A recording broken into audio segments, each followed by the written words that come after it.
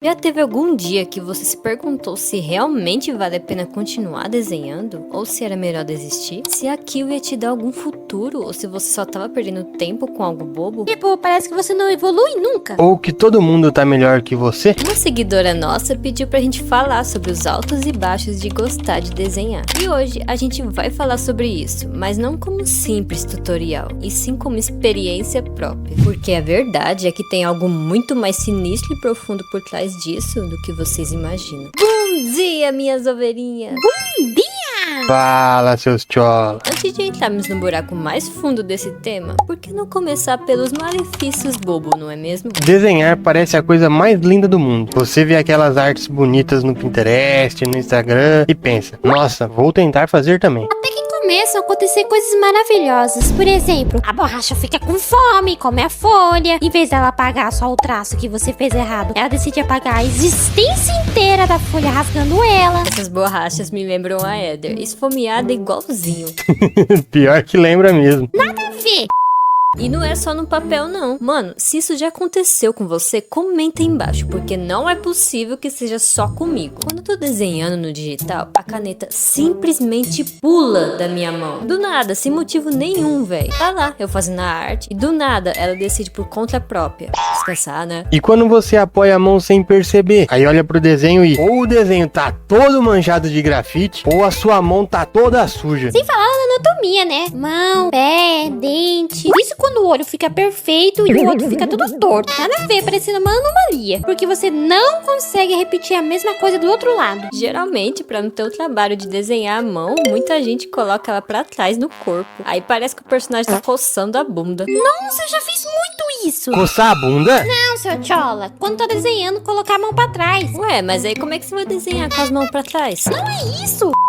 E ainda tem gente que ousa falar que desenhar relaxa. E tecnicamente relaxa mesmo, segundo a ciência. Dizem que desenhar ativa o sistema de relaxamento do corpo. Diminui o cortisol, o tal do hormônio do estresse. Então para alguns realmente relaxa, mas para outros o relaxamento é querer tacar a caneta longe. Acho que é só relaxante quando você termina. Depende, se não acontecer de você até gostar do resultado do desenho, mas aí decidir pintar e odiar o resultado dele pintado e querer jogar o desenho fora. Mas o importante é que nesses malefícios que a gente tá falando, desenhar na camada errada, borrar o papel, rasgar a folha sem querer, isso não é nada grave, afinal isso acontece no cotidiano, né? É tipo você ir beber água tranquilamente e do nada ela entra no buraco errado e vai pro seu nariz. Ou quando você vai amarrar o cardaço, percebe que ficou frouxo, aí você desfaz e faz de novo. Exatamente, você para de beber água por causa que entrou no seu nariz, ou joga o tênis fora e desiste de usar ele só porque o cardaço ficou frouxo? Não. É a mesma coisa. Então por que você pararia de desenhar por causa de um erro bobo? E sabia que quanto você mais desenha, seja olhando referência ou puxando da memória, mais você treina sua atenção? E atenção, habilidade, ela vai se refinando com os anos. Então quanto mais você pratica desenho, mais você aprende a prestar atenção em outras coisas também. Em estudo, em trabalho, em situações importantes. Você começa a observar melhor o mundo e lembrar com mais facilidade. Não sei se vocês sabem, mas desenhar também mexe muito com a autoestima. Porque quando você olha algo que você criou do zero, você percebe que é capaz. E isso muda como você se enxerga. A arte pode ser de todos, mas nem todos são da arte. Porque nem todo mundo tá disposto a sentir tudo que ela faz você sentir. Mas não é só os problemas bobos. Às vezes não é exatamente a borracha, não é a mão ou o olho torto que é difícil de desenhar. O problema de verdade começa quando o desenho deixa de ser divertido e passa a virar cobrança e comparação. Quando alguém começa a perguntar, mas você vai viver disso? Isso dá dinheiro? Você não acha melhor focar em algo mais seguro? E às vezes não é nem por mal, é por preocupação. Mas preocupação também pesa. E se já não bastasse a pressão de fora, você entra na internet e parece que todo mundo começou ontem e já é melhor que você. Você vê artistas mais novos, com mais seguidor, vendendo comissão, vivendo do que você ainda chama de sonho. E aí o desenho que era o seu refúgio vira prova. Prova de que você precisa mostrar que é tão bom quanto. Prova de que você pode continuar. Ou prova de que talvez você realmente devesse desistir. E é aqui que muita gente começa a perder o amor pelo que fazia sorrindo. E não é só comparação na internet não. Tem também quem desvaloriza, cliente que acha caro, cliente que pede desconto, cliente que quer de graça. É verdade. Engraçado como sempre tem alguém que acha a arte fácil e por isso quer de graça. Quando alguém desvaloriza seu preço, não é porque é caro, é porque ela não enxerga o trabalho que existe por trás. O tempo, o estudo, o esforço que tem ali. Valor não é definido por quem quer pagar menos. É definido pelo quanto você levou pra chegar até ali. E se você não respeita seu trabalho, ninguém vai. E se for só hobby, ninguém pode decidir o que é perda de tempo pra você. Tempo perdido não é desenhar. Tempo perdido é viver tentando agradar todo mundo. Você lembra quando desenhar era só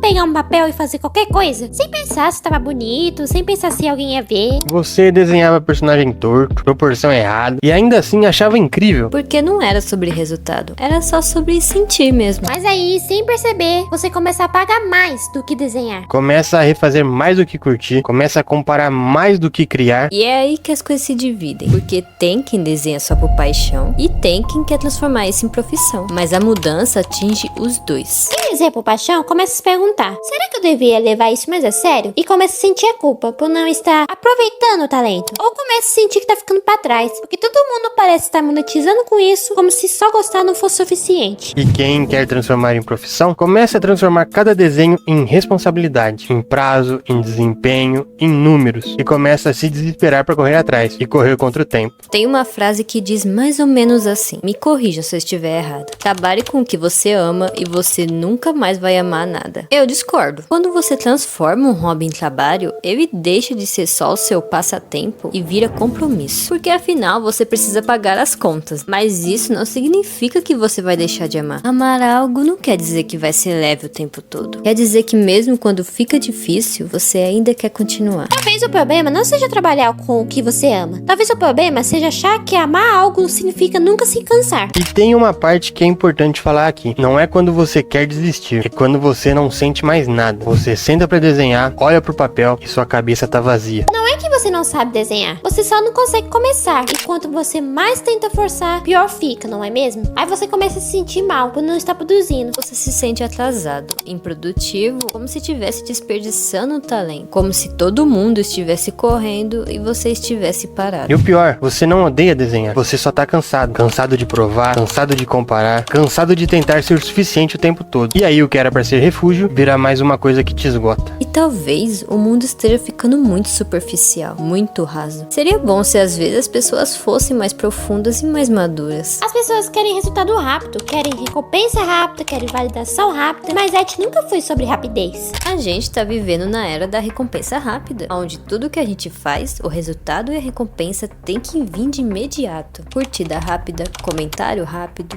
visualização rápida. E quando você posta um desenho e ele não performa, ou você não recebe aqueles aplausos sempre, parece que ele não valeu. Parece que o esforço só conta se vier acompanhado de número. Só que evolução não é rápida. Estilo não nasce pronto. Confiança não vem em 3 posts. Nosso cérebro se acostuma com recompensa instantânea. E quando ela não vem, ele acha que algo tá errado e você também começa a duvidar. Mas às vezes não tá. Às vezes você só tá construindo algo que leva tempo. E o problema começa quando você troca processo por aprovação. Não vamos mentir pra vocês. Reconhecimento importa sim, e muito. Um comentário muda o nosso dia. Um elogio dá gás. Quando ninguém fala nada, parece que você tá gritando pro vazio, falando com as paredes. E não falamos isso da boca pra fora. A gente sente isso na pele muitas vezes. Tem vídeo que a gente se esforça bastante e no fim, os números não entregam o que a gente esperava. Se dependêssemos só de visualização e curtida pra saber o valor do que entregamos, já teríamos desistido há muito tempo. Mas a gente continua, porque o que a gente tem pra dizer é maior que qualquer gráfico de analytics. A verdade é que você precisa equilibrar o incentivo de fora e o respeito de dentro. Se você vive apenas de aplauso, você vai morrer de fome no primeiro dia de silêncio, porque o reconhecimento externo é instável. Ele não vem todo dia, ele não tem compromisso com seu esforço. Por isso, você precisa criar o seu próprio sistema de recompensa. Você pode se dar pequenas recompensas, começando pelo básico. Define um tempo no seu dia, 1 hora, 30 minutos, não importa. Mas nesse tempo, coloque o celular longe para evitar distração e comparação. É só você